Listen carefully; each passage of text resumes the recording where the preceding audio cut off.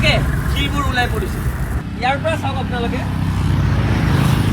এই গোটেই পথটো, গোটেই উৰণ সেতুৰ ওপৰত এনেকে এতিয়া চপৰকে এনেকে গোটেই এইবোৰ এনেকে এসপ্তাহ হোৱা নাই, কিন্তু আজি এই পৰ্যায়ত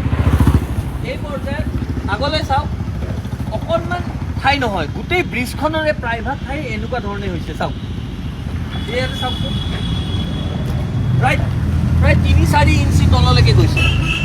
এইবোৰ চাওক, চাৰিওফালে এই গাঁতত আকৌ পানী জমা হ'ব।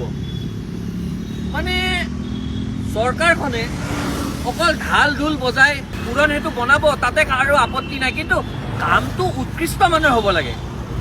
এনেকে যদি এসপ্তাহ নহওঁতে চপৰে শিল বালিবোৰ ওলাই পৰে, তেনেহ'লে একদম নিম্নমানৰ কাম হোৱা আমি ইয়াতে দেখা পাইছোঁ। নিম্নমানৰ কৰিছে, আৰু এতিয়া এই এনেকুৱা ধৰণৰ গাঁতৰ আৰু এক পৰিৱেশৰ সৃষ্টি হৈছে এই ব্ৰিজৰ ওপৰত। চাওকচোন, এই এনেকে লাৰিলেই চপৰে এনেকে ওলাই আহি আছে। চাওকচোন, এনেকে ওলাই গৈছে, দেখিছেনে?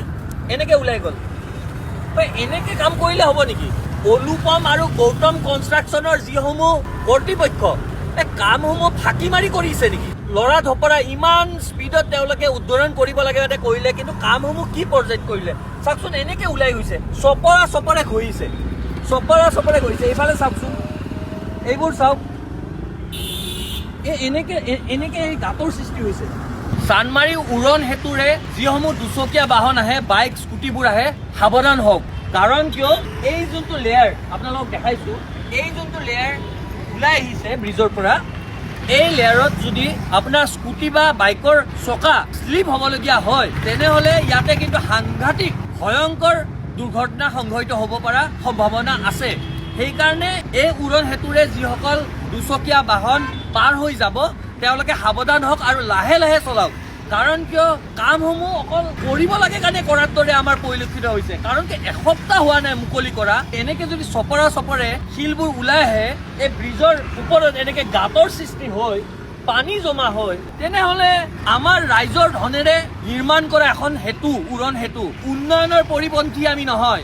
উন্নয়ন হ'লে আমি ভাল পাওঁ গুৱাহাটীবাসী হিচাপে, কিন্তু কাম উৎকৃষ্ট মানৰ হ'ব লাগিব, উচ্চ মান পৰ্যায়ৰ হ'ব লাগিব। অকল কাম কৰিব লাগে কাৰণে কৰিলে নহ'ব নহয়। আজি যিখন ব্ৰিজ গুৱাহাটীৰ পৰা উত্তৰ গুৱাহাটী সংযোগী, সেইখন ব্ৰিজততো এনেকৈ চপৰে এৰা নাই, শিলবোৰ ওলাই অহা নাই, তাতে কামসমূহ অকণমান উচ্চ মান পৰ্যায়ৰ হৈছে, উৎকৃষ্ট মানৰ হৈছে। কিন্তু এইখন ব্ৰিজত আমি যিটো দেখা পাইছোঁ, এনেকৈ চাওকচোন, ইতিমধ্যে তাৰমানে ৩-৪ ইঞ্চি শিল ইতিমধ্যে ওলাই গ'ল, আৰু এনেকুৱা ধৰণৰ কাম কৰিছে নেকি? যদি আজি ইয়াতে এটা দুৰ্ঘটনা সংঘটিত হয়, ইয়াৰ দায়ী কোন হ'ব? গৌতম আৰু অনুপম কনষ্ট্ৰাকশ্যনৰ সেই কৰ্তৃপক্ষলৈ এটা আমাৰ আহ্বান, নিবিদা পাই আপোনালোকে কাম কৰিছে, কাম কৰক, কাম কৰাত কোনো আমাৰ কথা নাই, কিন্তু কামসমূহ আপোনালোকে উৎকৃষ্ট মানৰ কৰক।